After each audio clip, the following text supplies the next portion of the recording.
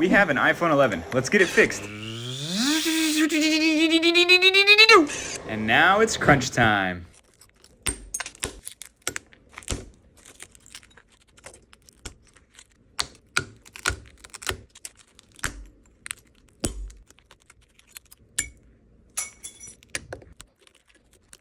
Next, we'll stick it in for round 2.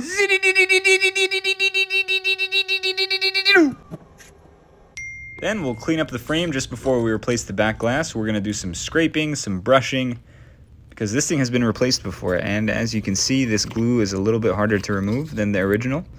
It's all around the frame and the wireless charging coil, but we got that cleaned off. Then we just glue it down and replace the back glass. All that's left is a quick cleanup and clamping it down with our specialized clamp to ensure an airtight seal. And there we go. It's as good as new. Thanks for watching.